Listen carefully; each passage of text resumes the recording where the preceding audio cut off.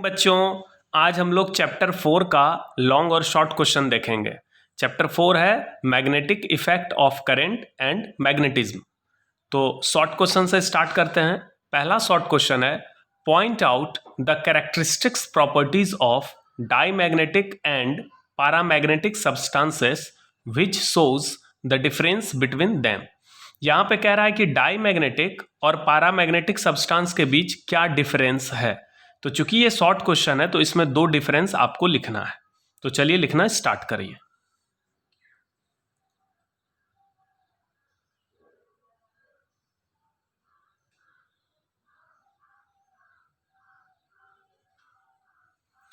यहां पर मैंने 4 डिफरेंस लिखा है, आपको केवल 2 डिफरेंस ही एग्जाम में लिखना है।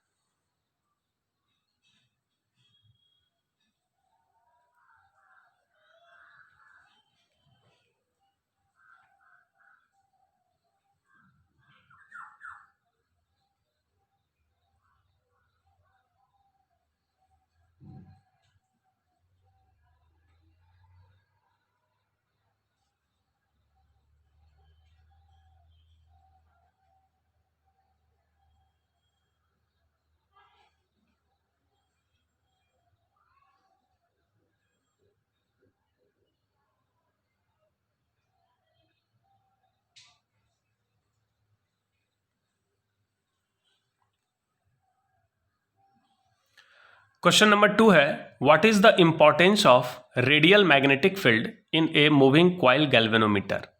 मूविंग कॉइल गैल्वेनोमीटर में रेडियल मैग्नेटिक फील्ड का क्या इंपॉर्टेंस है।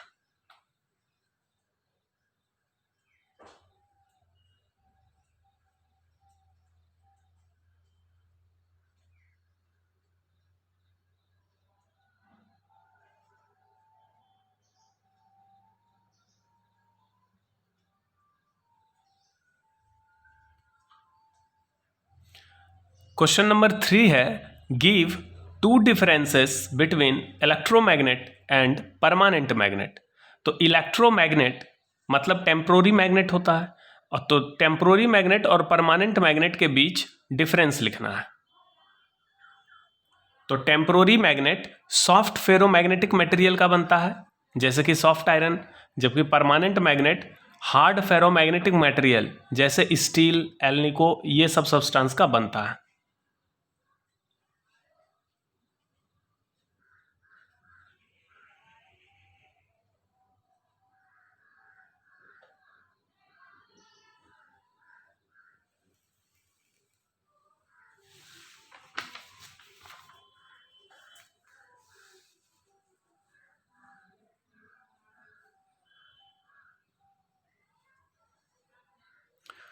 क्वेश्चन नंबर 4 है, what is hysteresis loop, explain retentivity and coercivity with its help.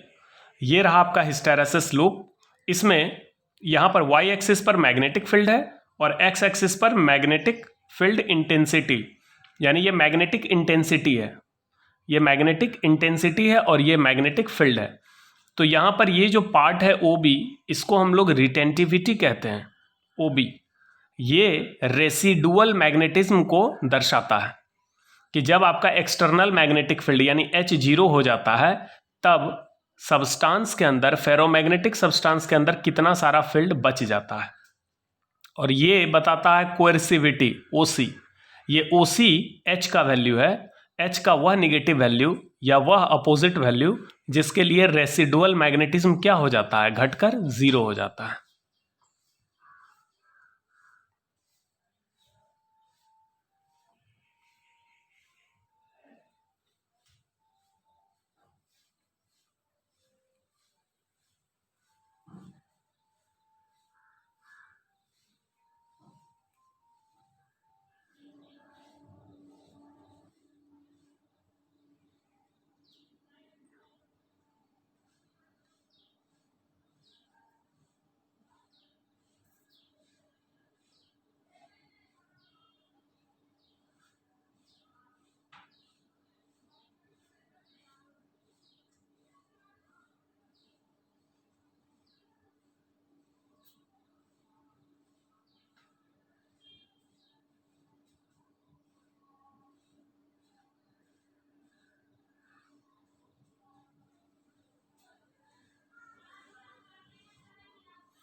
Question number 5 है explain the magnetic dipole like behaviour of a current carrying loop.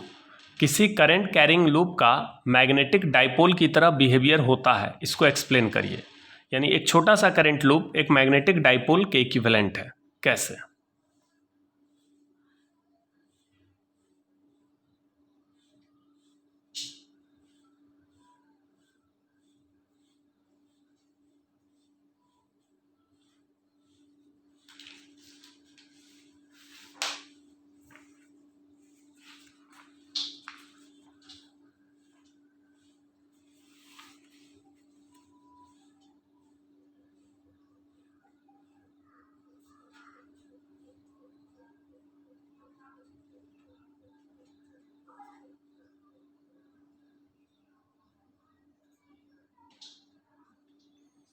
मान लो यह एक current carrying loop है और ये इसका एक्सिस है।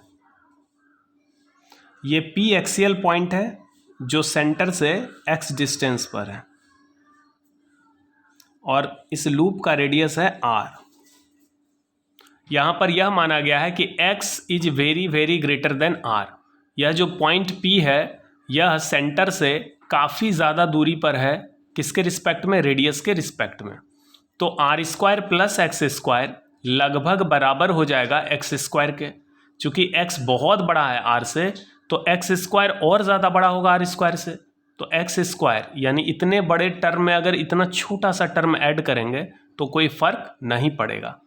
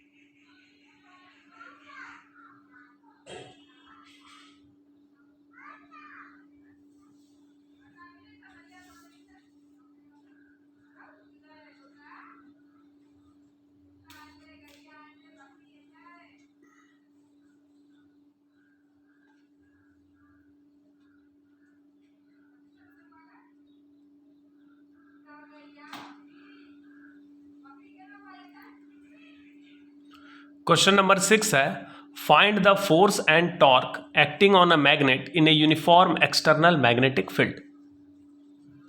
एक यूनिफॉर्म फील्ड है, इसमें ये एक डाइपोल है। इस डाइपोल पर कितना टॉर्क लगेगा उस टॉर्क का फॉर्मूला निकालना है।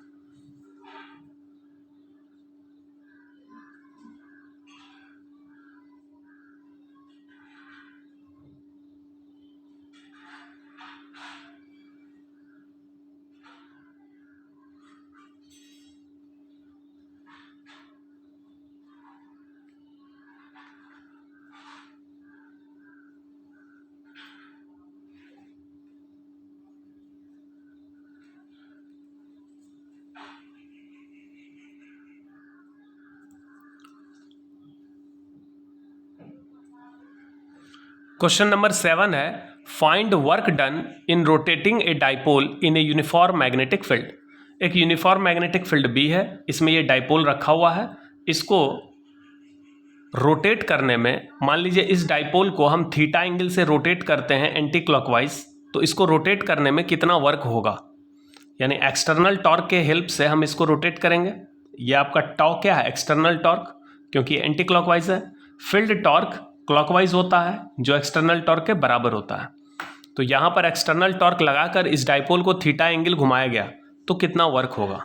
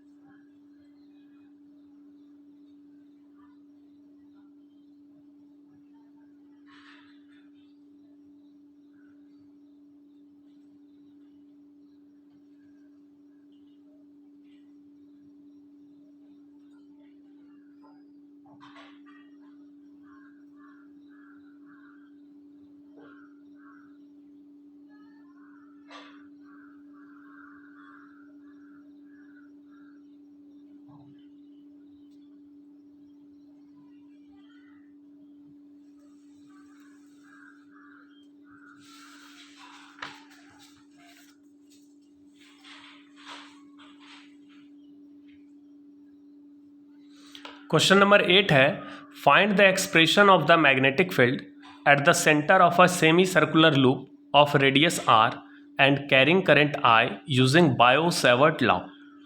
एक सेमी सर्कुलर लूप है जिसका रेडियस आर है और इसमें आई एम्पियर का करंट फ्लो हो रहा है।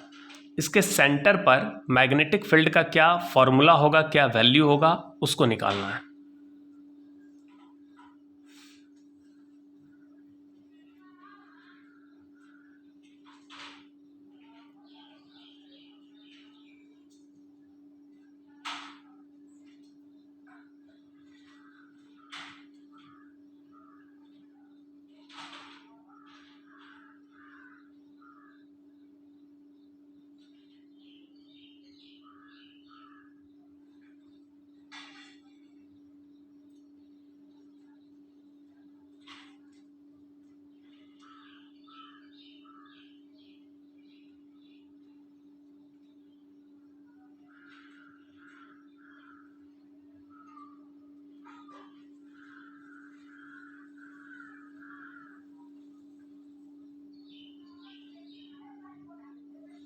नेक्स्ट क्वेश्चन है, what is ampere circuital law. Ampere का सर्किटल लॉ क्या है।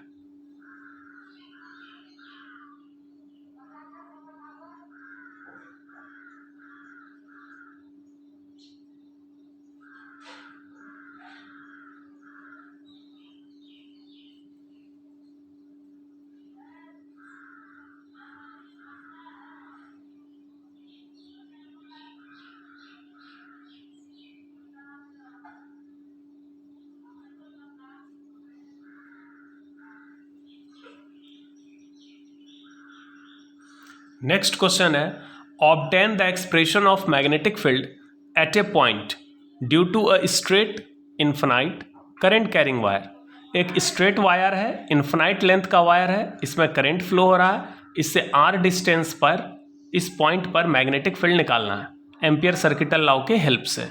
तो एम्पियर सर्किटल लॉ है, line integration of magnetic field equal to mu naught I. तो बी डॉट डी एल, यहाँ पर देखिए वेक्टर बी और वेक्टर डी एल एक ही डायरेक्शन में है, तो दोनों के बीच एंगल 0 डिग्री होगा। तो बी डॉट डी एल होता है B D L cos theta, theta 0 degree है तो B D L cos 0, cos 0 हो गया 1, तो बी डी एल। अब बी कांस्टेंट है, इस पूरे एम्पियर लूप पे यानी इस पूरे सर्किल पे आपका मैग्नेटिक फील्ड कांस्टेंट है, तो ये कांस्टेंट होने के कारण इंटीग्रेशन के बाहर आ जाएगा और डी एल का इंटीग्रेशन 2 पाई आर होगा। ये जितना भी डी एल वेक्टर होगा सारे डी एल का इंटीग्रेशन 2 पाई आर होगा equal to mu naught I. तो यहाँ से आपको मैग्नेटिक फील्ड का वैल्यू मिल जाएगा mu naught I by 2 pi are.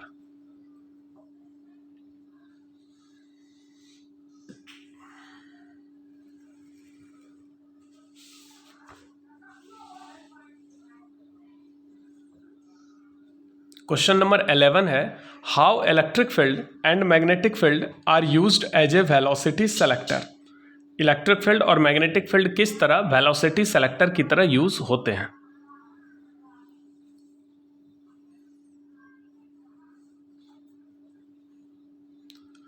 तो इलेक्ट्रिक फील्ड और मैग्नेटिक फील्ड को अगर हम परपेंडिकुलर रखें, जैसे यहां पर देखो इलेक्ट्रिक फील्ड है वाई के लॉन्ग और मैग्नेटिक फील्ड है जेड के लॉन्ग, तो ऐसे फील्ड को हम क्रॉस्ड फील्ड कहते हैं। तो ये जो क्रॉस्ड फील्ड होते हैं यानी crossed electric and magnetic field, ये वेलोसिटी सेलेक्टर की तरह काम करते हैं अगर हम चार्ज पार्टिकल को इस दोनों फील्ड के परपेंडिकुलर प्रोजेक्ट करें यानी फेंकें। तो यहाँ पर चार्ज पार्टिकल को एक्स के लॉन्ग फेंका गया वी वेलोसिटी से, जबकि इलेक्ट्रिक और मैग्नेटिक फील्ड वाई और जेड के लॉन्ग है।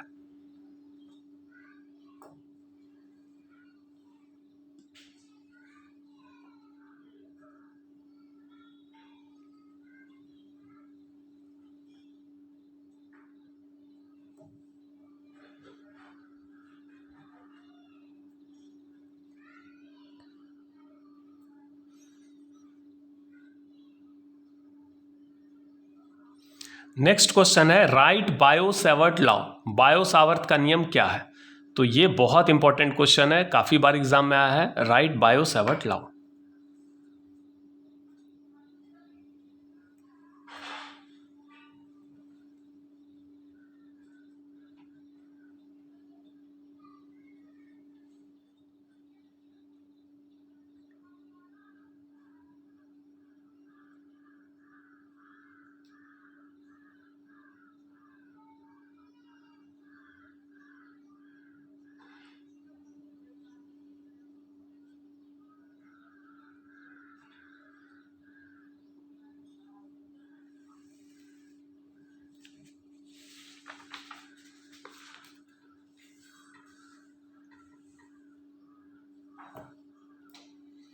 नेक्स्ट क्वेश्चन है obtain the expression of torque acting on a current carrying loop placed in a uniform magnetic field.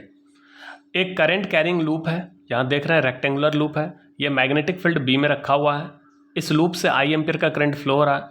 इस लूप का इस साइड का लेंथ एल है और इस साइड का लेंथ बी है। इस पर टॉर्क लगेगा, इस मैग्नेटिक फील्ड के कारण इस पर एक टॉर्क लगेगा, उसका फॉर्मूला डिराइव करना है। तो यहां पर ये फोर्स एफ डैश है और ये फोर्स एफ डैश है, जो कि कैंसिल आउट हो जाएगा। लेकिन ये फोर्स एफ और ये फोर्स एफ, इसी दोनों फोर्स के कारण टॉर्क उत्पन्न होगा। और इस दोनों फोर्स के लाइन ऑफ एक्शन के बीच का ये जो परपेंडिकुलर डिस्टेंस होगा, एक्चुअली ये लेंथ बी है, ये वाला लेंथ बी है, ये लेंथ बी है, तो ये perpendicular distance B sine theta हो जाएगा। फोर्स इंटू परपेंडिकुलर डिस्टेंस, इस फोर्स का फॉर्मूला होगा B I L.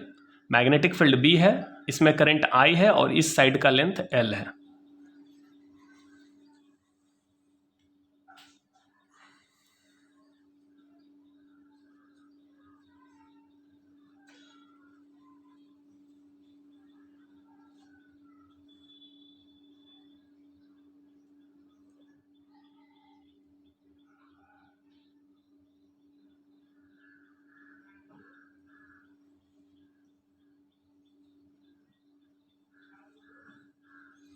Next question है find the magnetic moment of a revolving electron.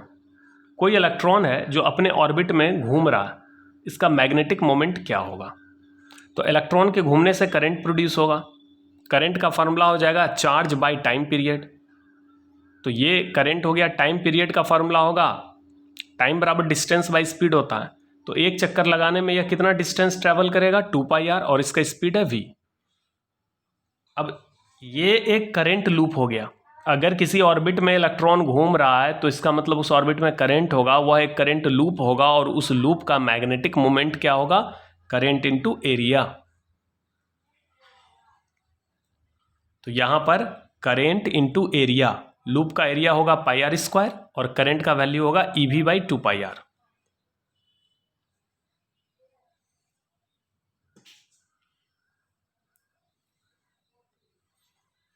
किसी भी ऑर्बिट में अगर इलेक्ट्रॉन घूर्णन करता है तो उसके चलते करंट प्रोड्यूस होता है। उस करंट का फॉर्मूला होता है रेट ऑफ चार्ज फ्लो, यानी चार्ज बाय टाइम। तो इलेक्ट्रॉन का चार्ज है E और टाइम पीरियड है T।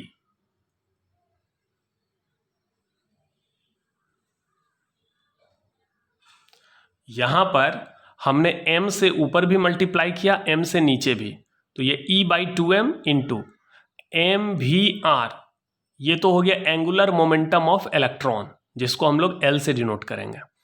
तो magnetic moment of the loop is equal to E/2m into L, where L equal to mvr equal to angular momentum of electron.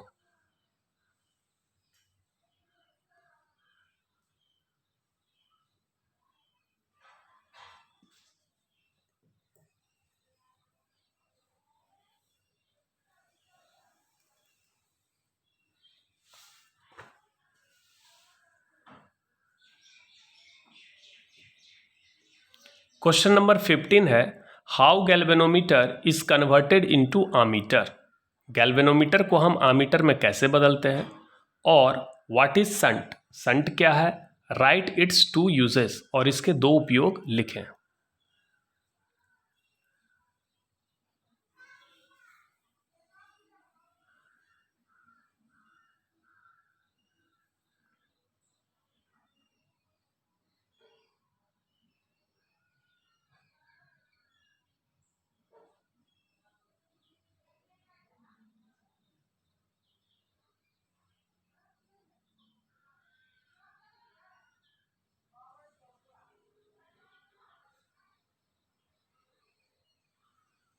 तो galvanometer का resistance Rg है और इसके पैरेलल में बहुत छोटे मान का रेसिस्टेंस जोड़ा गया है, जिसको हम संट कहते हैं।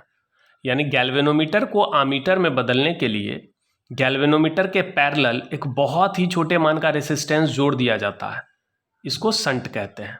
संट लगाने से एक फ़ायदा क्या होता है कि गैल्वेनोमीटर का जो मेज़र करने का रेंज है, जैसे मान लो यह गैल्वेनोमीटर मैक्सिमम 10 एम्पियर करंट माप सकता है, अगर हम संट लगा दें तो हो सकता है कि ये 100 एम्पियर मेज़र करे या 200 एम्पियर मेज़र करे, यानी इसके मेज़रमेंट का रेंज बढ़ता है। साथ ही साथ गैल्वेनोमीटर जब भी करंट मेज़र करता है तो उसमें कुछ ना कुछ एरर आता है, यानी जो भी एक्चुअल वैल्यू है उससे थोड़ा कम वैल्यू मेज़र करता है।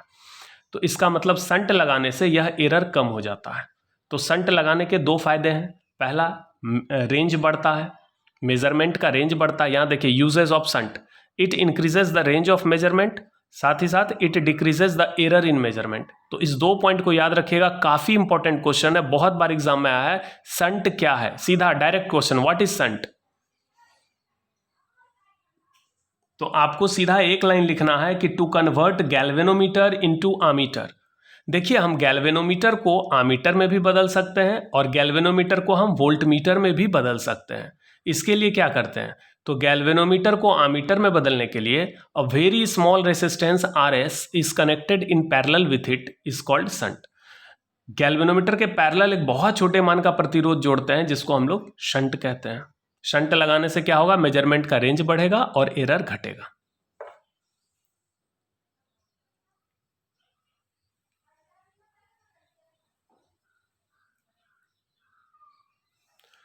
नेक्स्ट क्वेश्चन है, how galvanometer is converted into voltmeter. Galvanometer को वोल्टमीटर में कैसे बदला जाता है। तो गैल्वेनोमीटर का रेसिस्टेंस है Rg, इसको वोल्टमीटर में बदलने के लिए इसके सीरीज में एक बहुत बड़े मान का रेसिस्टेंस जोड़ा जाता है। गैल्वेनोमीटर को वोल्टमीटर में बदलने के लिए इसके सीरीज में एक बहुत बड़े मान का रेसिस्टेंस जोड़ा जाता है, ठीक है, लेकिन इसको संट नहीं कहते हैं। ये जो बड़े मान का रेसिस्टेंस है, लार्ज रेसिस्टेंस, यहाँ देखिए, to convert galvanometer into voltmeter a large resistance R is connected in series with it. इसका भी दो फायदा होगा, इस रेसिस्टेंस को जोड़ने से वोल्टमीटर का रेंज भी बढ़ेगा और यह मेजरमेंट यानी एरर को घटाएगा।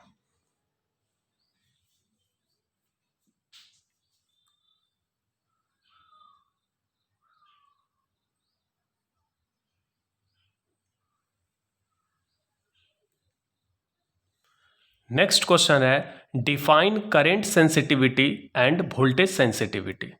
करेंट सेंसिटिविटी हो गया डिफ्लेक्शन पर यूनिट करंट, वोल्टेज सेंसिटिविटी हो गया डिफ्लेक्शन पर यूनिट वोल्टेज।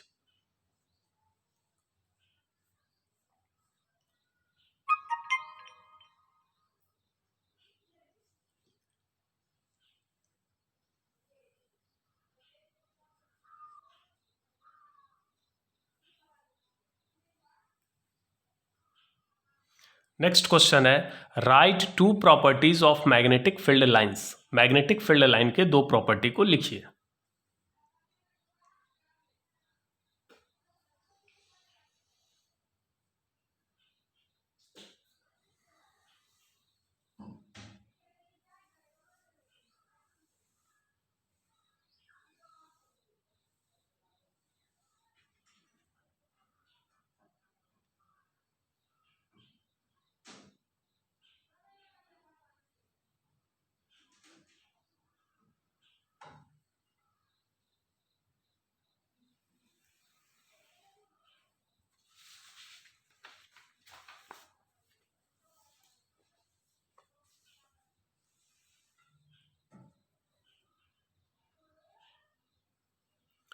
नेक्स्ट क्वेश्चन है, obtain the expression of potential energy of a magnetic dipole in a uniform magnetic field. Uniform magnetic field में एक डाइपोल है, इसके पोटेंशियल एनर्जी के लिए फॉर्मूला निकालिए।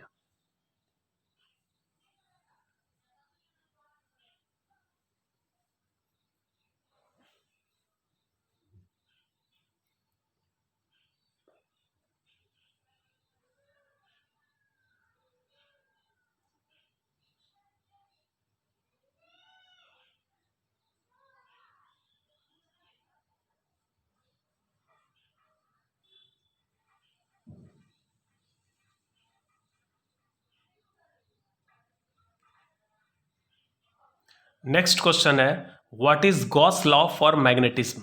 मैग्नेटिज्म के लिए गॉस का नियम क्या है। तो बिल्कुल आसान सा आंसर है, एक लाइन में आंसर है।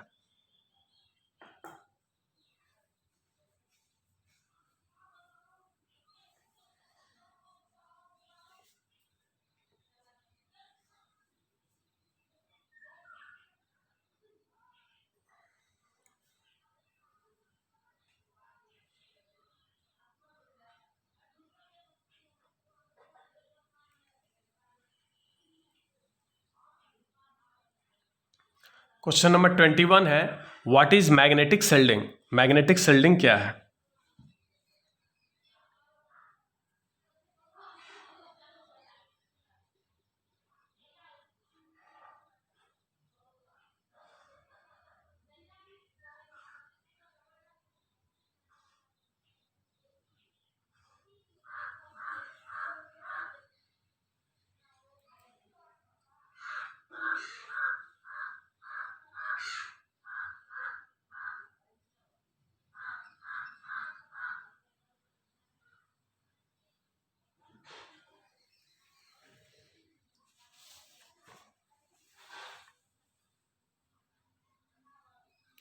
क्वेश्चन नंबर 22 है, define magnetic meridian and geographical meridian. Magnetic meridian और ज्योग्राफिकल मेरिडियन को डिफाइन करिए।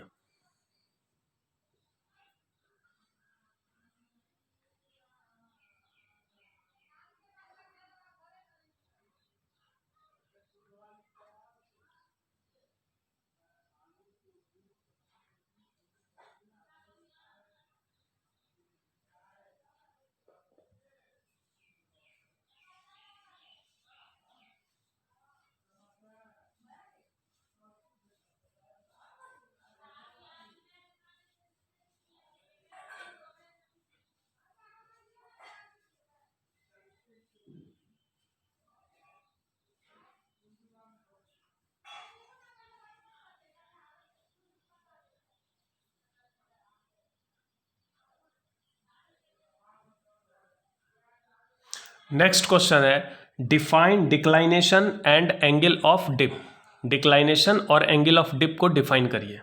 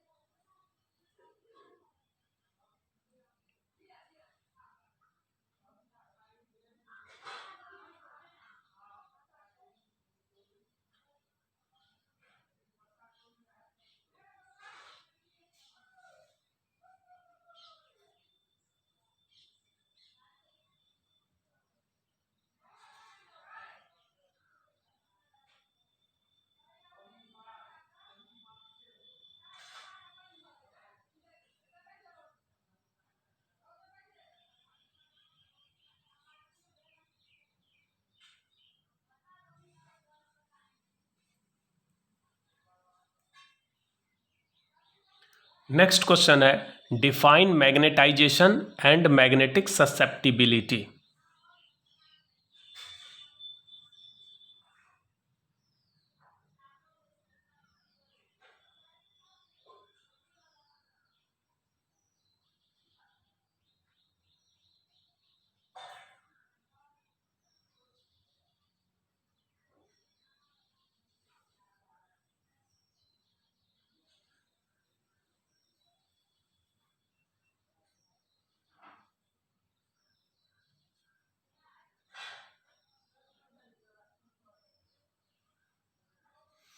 क्वेश्चन नंबर 25 है, find relation among horizontal intensity, vertical intensity and angle of dip related to earth magnetic field.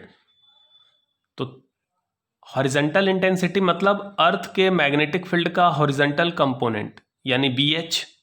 Vertical intensity मतलब earth के magnetic field का vertical component यानी BV। Angle of dip का मतलब phi.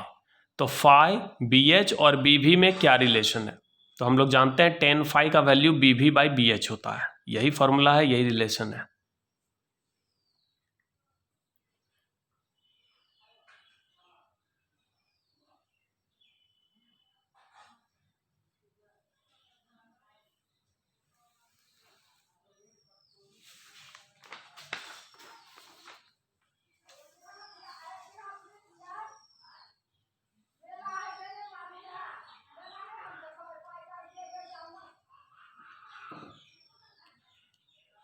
ये हो गया हॉरिजेंटल कंपोनेंट, ये वर्टिकल कंपोनेंट, और ये हो गया अर्थ का मैग्नेटिक फील्ड। ये इस एंगल को फाई कहते हैं, यानी BH और बी के बीच के एंगल को क्या कहेंगे, फाई। तो टेन फाई का वैल्यू इस राइट एंगल ट्रायंगल में देखिए टेन फाई बराबर क्या होता है, परपेंडिकुलर बाई बेस, ये बेस का वैल्यू हो गया बी एच और परपेंडिकुलर का वैल्यू हो गया बी वी। तो टेन फाई बराबर हो जाएगा B V by B H. Clear है। नेक्स्ट क्वेश्चन है what is Curie law. Question number 26, Curie का नियम क्या है। तो क्यूरी लॉ जो है ये पारामैग्नेटिक सब्सटेंस के लिए होता है। क्यूरी लॉ किसके लिए है, पारामैग्नेटिक सब्सटेंस। तो द मैग्नेटिक ससेप्टिबिलिटी यानी chi of a paramagnetic substance is inversely proportional to its absolute temperature. किसी पारामैग्नेटिक सब्सटेंस का जो मैग्नेटिक ससेप्टिबिलिटी होता है वह उसके एब्सोल्यूट टेम्परेचर यानी जो भी टेम्परेचर हम केल्विन स्केल पर लेते हैं उसको एब्सोल्यूट टेम्परेचर बोलते हैं, उसके इनवर्सली प्रोपोर्शनल होता है। तो इस प्रोपोर्शनलिटी को हटाकर बराबर देकर एक कांस्टेंट डालेंगे, इसी कांस्टेंट सी को हम क्यूरी कांस्टेंट कहते हैं और ये जो लॉ है इस लॉ को हम क्यूरी लॉ कहते हैं।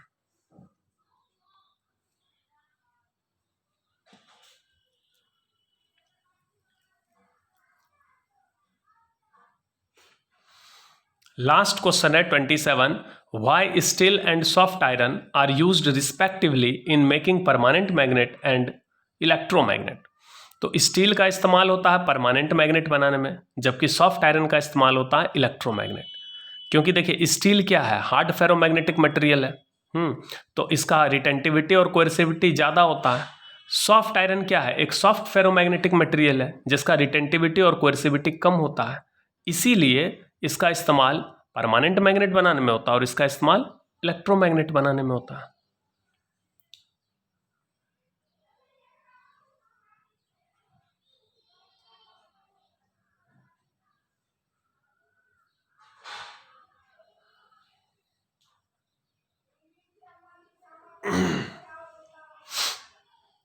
तो यहां पर शॉर्ट क्वेश्चन खत्म हो गया। अब चलिए लॉन्ग क्वेश्चन।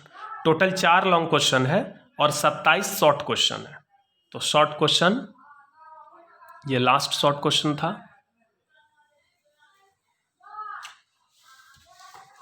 अब देखिए लॉन्ग क्वेश्चन यहां से स्टार्ट हो गया। फर्स्ट लॉन्ग क्वेश्चन पढ़िए, right bio-Savart law. Bio-Savart law क्या है, इसको लिखना है। तो बायो-सैवर्ट लॉ के लिए आप क्वेश्चन नंबर 12 को कांटेक्ट करिए। क्वेश्चन नंबर 12 में हम आपको बता चुके हैं bio-Savart law and with its help, और बायो-सैवर्ट लॉ के हेल्प से find magnetic field eight N axial point of a current carrying circular loop. किसी सर्कुलर लूप के एक्सियल पॉइंट P पर मैग्नेटिक फील्ड का वैल्यू कैसे निकालते हैं, बायो-सैवर्ट लॉ के हेल्प से। ठीक है, तो यहाँ पर एक करंट एलिमेंट लिया गया आइडियल, इसके कारण मैग्नेटिक फील्ड होगा dB, जिसका 2 कंपोनेंट है dB cos theta dB sin theta.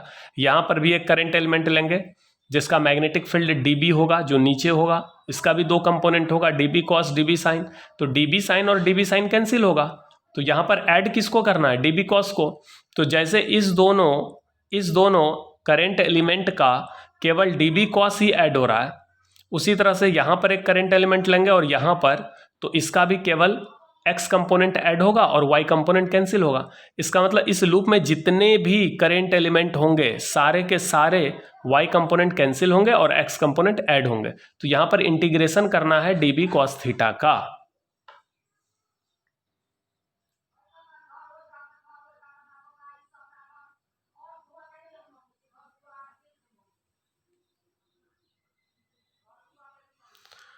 dB क्या है, dB is the magnetic field at point P due to current element ideal.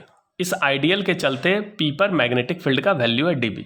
तो dB का फॉर्मूला बायो-सैवर्ट लॉ से क्या मिला था, mu naught by 4 pi ideal sine theta by R square. तो यहाँ देखिए आइडियल और R इस दोनों के बीच का एंगल 90 डिग्री है। ये वेक्टर आइडियल और ये वेक्टर R। R क्या है, पोजीशन वेक्टर है पॉइंट P का इस करंट एलिमेंट के रिस्पेक्ट में।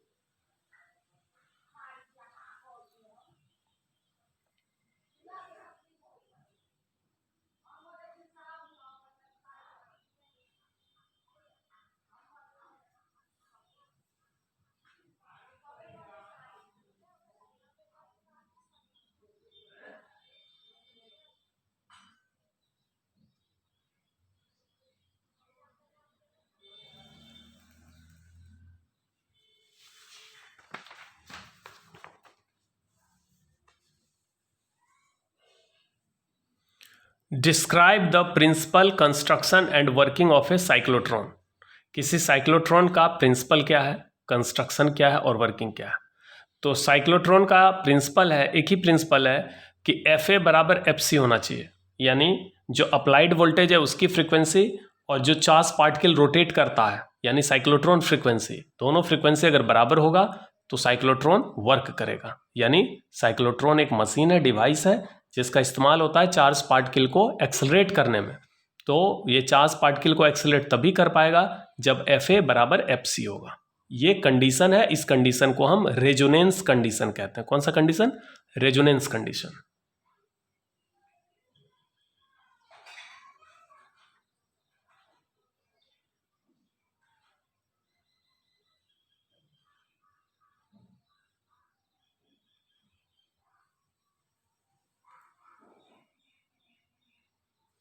ये साइक्लोट्रॉन का डायग्राम है।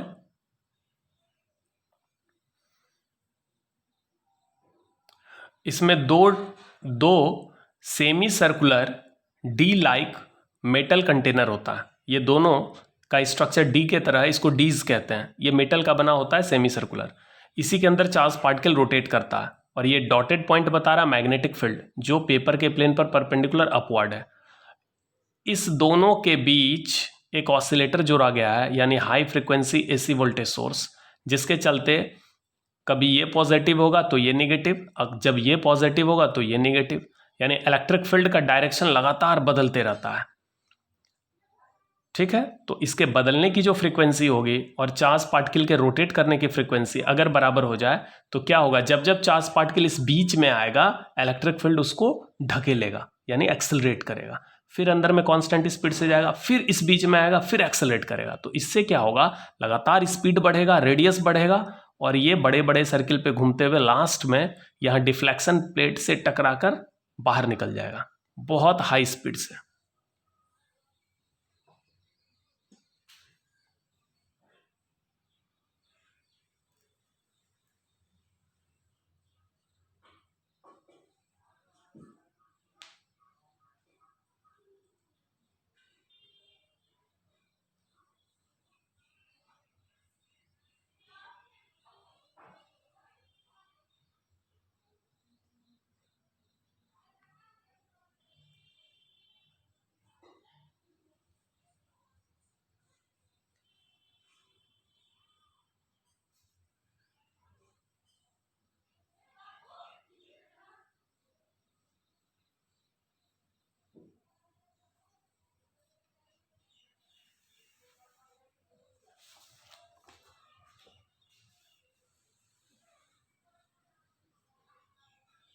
नेक्स्ट क्वेश्चन है, describe moving coil galvanometer with A NEET diagram.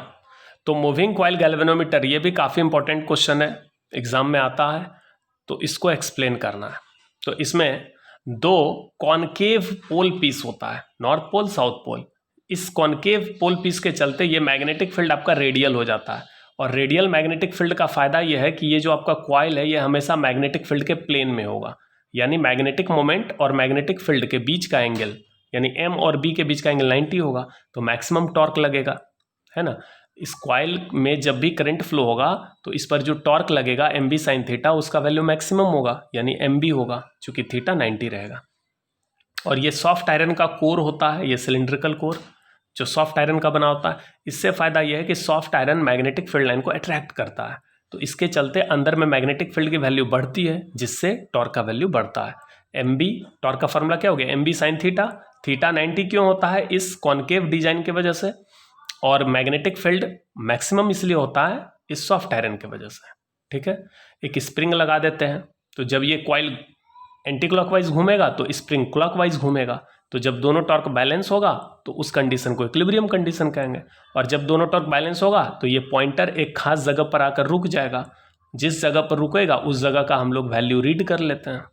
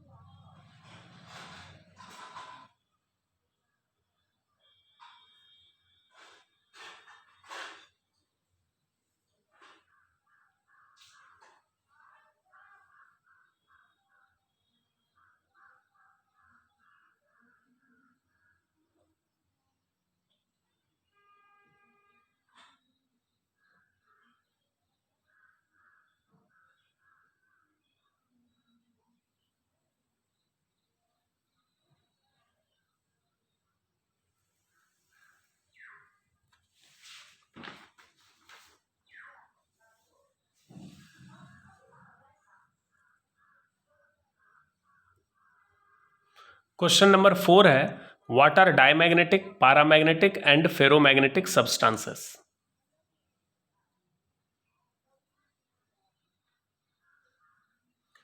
ये भी क्वेश्चन काफी बार एग्जाम में आया है और यहां से शॉर्ट क्वेश्चन भी आता है।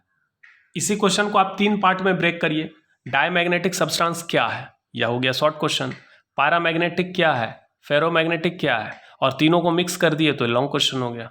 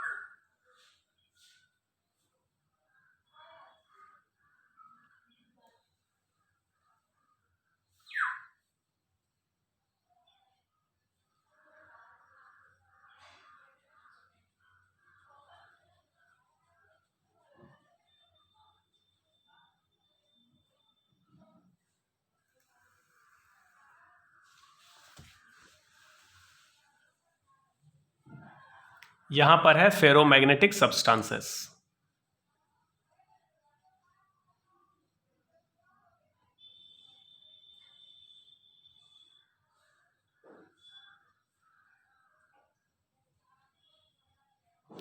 पैरामैग्नेटिक सब्सटेंस के लिए क्यूरी लॉ है और फेरोमैग्नेटिक सब्सटेंस के लिए क्यूरी-विस लॉ है। क्यूरी टेम्परेचर एक ऐसा टेम्परेचर है जिसके ऊपर कोई भी फेरोमैग्नेटिक सब्सटेंस बिल्कुल पैरामैग्नेटिक सब्सटेंस की तरह बिहेव करता है। Above Curie temperature, any ferromagnetic substances behave like paramagnetic substance.